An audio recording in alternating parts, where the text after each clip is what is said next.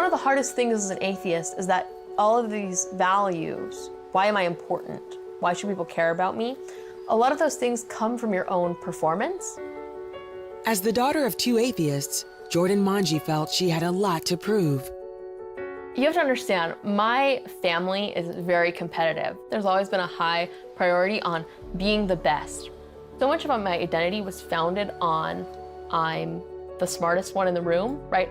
I'm not the prettiest, I'm not the most athletic, right? I'm the smartest. At 11 years old, Jordan decided there was no God and began openly challenging her Christian classmates.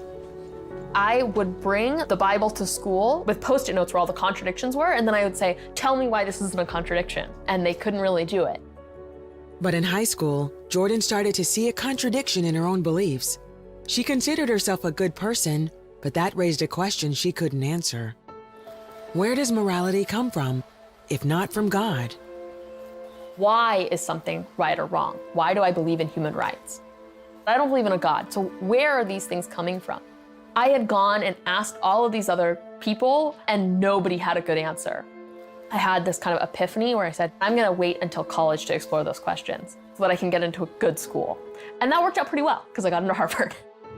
There, she quickly discovered she was no longer at the top of the class.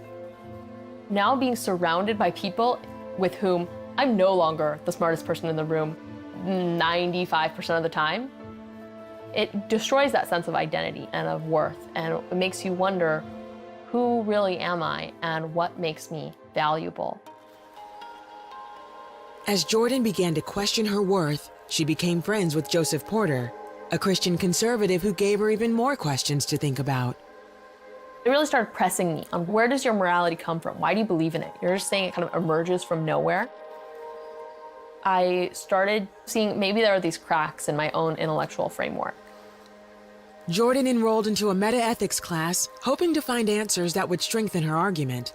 Instead, she was assigned a short reading assignment, an essay by C.S. Lewis. Essentially what C.S. Lewis says is, God is goodness. God is the good, and our lives are good when we strive to imitate God. It was mind-blowing. Jordan wanted to explore this idea further, so she decided to read the Bible again. This time she would try to understand it, not critique it. And when she read Jesus' Sermon on the Mount, she was struck by what he said about what it means to be good. As an atheist, I was living life better, according to a Christian ethic, than a lot of Christians were. Like, I wasn't sleeping around, I wasn't doing drugs, I wasn't drinking, I was a good student. And so it's very easy for me to think of myself as a good person. And it was only when I went back to the words of Jesus and I saw, no, you're an angry person. You may not be sleeping around, but you experience lust. You are very arrogant. You think too highly of yourself. Seeing those things made me realize that I wasn't really a good person. Maybe there's some truth here that I haven't figured out yet. Maybe I don't know the best way to run my life. Jordan kept reading until she came to John 19.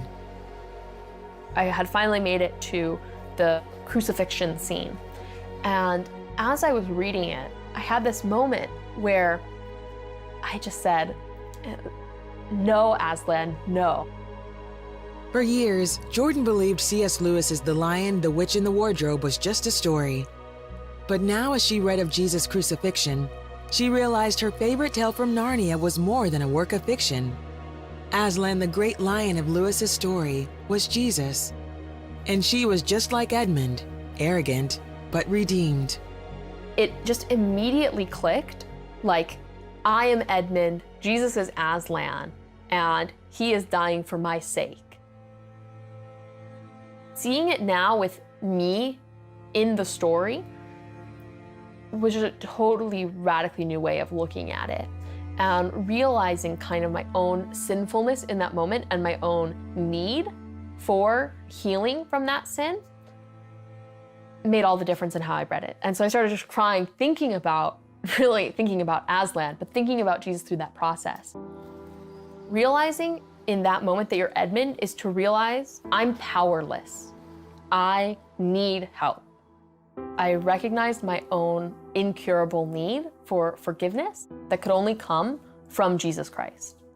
Still, that wasn't enough to break Jordan's deeply rooted need for intellectual evidence of God.